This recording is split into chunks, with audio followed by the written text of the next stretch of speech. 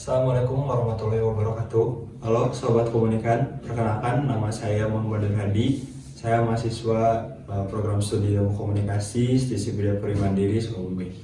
Di sini saya akan memaparkan materi terkait menakar eksistensi AI, peluang atau ancaman. Kemajuan berbagai teknologi hari ini telah membawa manusia pada era revolusi digital. Dengan artificial intelligence ataupun AI sebagai salah satu inovasi terdepan, teknologi ini tidak hanya membantu untuk mempercepat pekerjaan, tetapi juga merubah cara manusia hidup, bekerja, dan berinteraksi. Meskipun menawarkan berbagai manfaat, kehadiran AI justru memunculkan kekhawatiran seperti dampak pada pekerjaan, privasi, hingga potensi penyalahgunaan pada teknologi. Menakar eksistensi AI. Artificial Intelligence ataupun AI adalah cabang dari ilmu komputer yang bertujuan menciptakan sistem yang cerdas yang dapat menjalankan tugas yang biasanya membutuhkan kecerdasan manusia. Misalnya, mengenali wajah, memahami bahasa alami, dan membuat keputusan. Eksistensi AI di dunia modern ini sudah tidak terbantahkan lagi, menjadi bagian penting dalam berbagai bidang kehidupan dan membantu manusia. Eksistensi AI masa kini.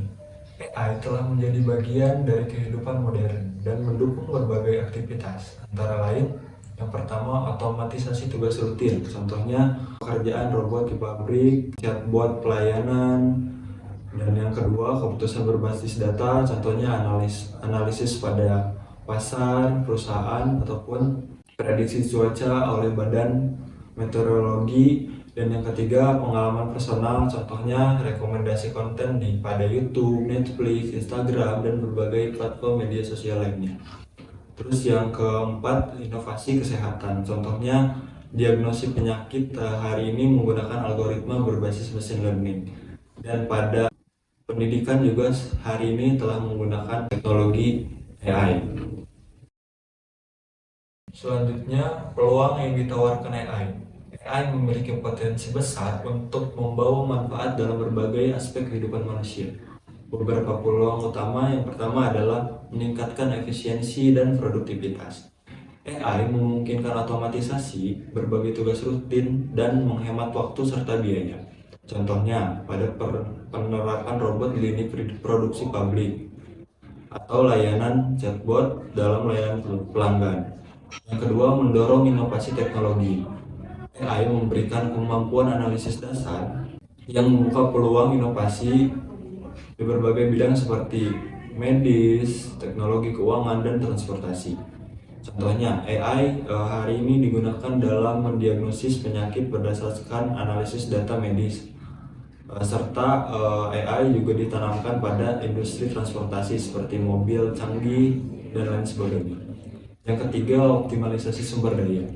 AI membantu pengelolaan sumber daya secara lebih efektif. Contohnya, pada teknologi pertanian berbasis AI yang memungkinkan otomatisasi dan prediksi hasil panen. Selanjutnya, yang keempat, ada solusi dalam pendidikan dan pelatihan.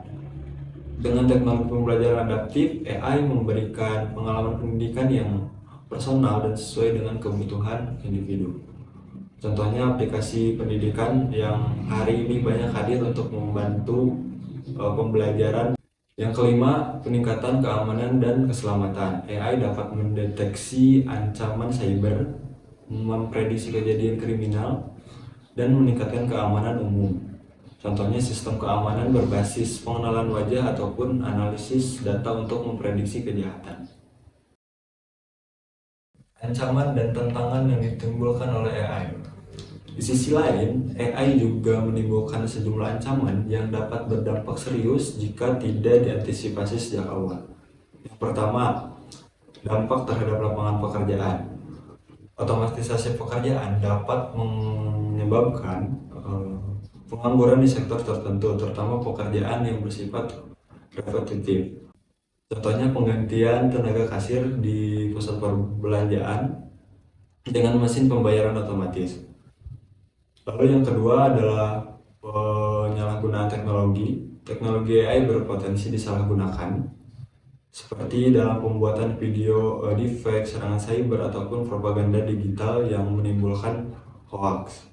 Yang ketiga, privasi data dan keamanan. AI yang mengandalkan pengumpulan data berisiko melanggar privasi individu. Contohnya pemantauan massal dengan teknologi AI yang tidak dilengkapi dengan perlindungan privasi yang memadai. Yang keempat adalah bias dalam algoritma.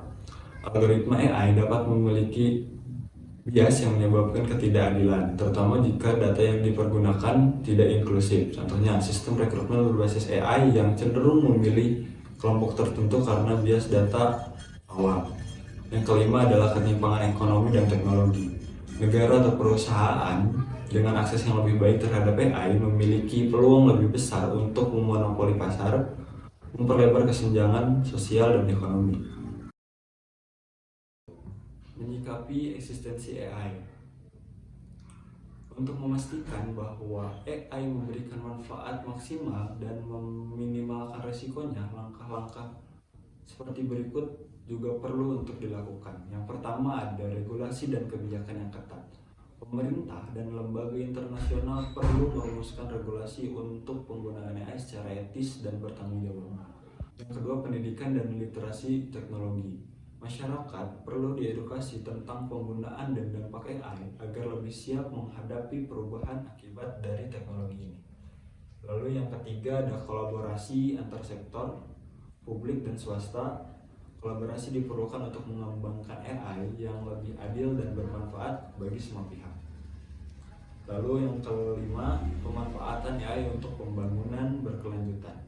AI perlu diarahkan untuk membantu mengurangi ketimpangan sosial dan berkontribusi pada pembangunan berkelanjutan seperti peningkatan layanan kesehatan untuk di daerah terpencil. Jadi, kesimpulannya, eksistensi AI membawa dua sisi mata uang, peluang dan ancaman. Manfaat besar yang ditawarkan AI hanya dapat dirasakan apabila teknologi ini dikelola dengan bijaksana melalui regulasi, etika pengembangan, dan kolaborasi lintas sektor. Dengan pendekatan yang tepat, AI memiliki potensi menjadi instrumen penting dalam menciptakan masa depan yang lebih baik. Sebaliknya, jika tidak diatur dengan baik, ancamannya dapat menimbulkan dampak serius bagi kehidupan manusia. Oleh karena itu, peran semua pihak sangat diperlukan untuk memastikan AI menjadi teknologi yang aman, adil, dan berkelanjutan. Oke, terima kasih telah menonton video ini. Semoga bisa bermanfaat. Tunggu video materi-materi selanjutnya. Jangan lupa komen, like, dan subscribe YouTube Volko. Anjay!